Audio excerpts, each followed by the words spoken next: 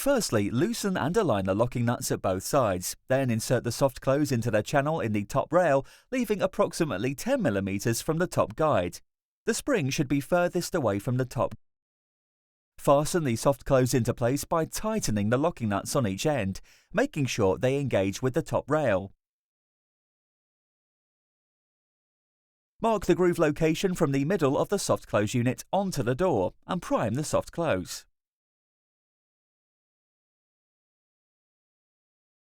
Now fit the door into place and position it where you need, transferring the pencil mark from the door onto the top track.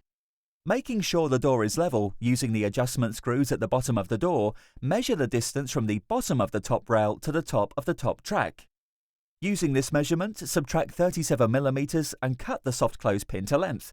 For example, if the measurement is 55mm, then the pin height will need to be 18mm. Screw the pin into place so the nib lines up with the pencil mark made previously. Please note, for a right side closing door, the nib needs to be to the back of the track. For a left side closing door, the pin needs to be to the front.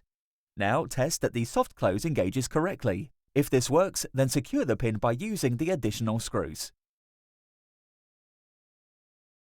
However, if your door doesn't close properly, then adjust the pin to the left or right to suit. Repeat this on all other doors.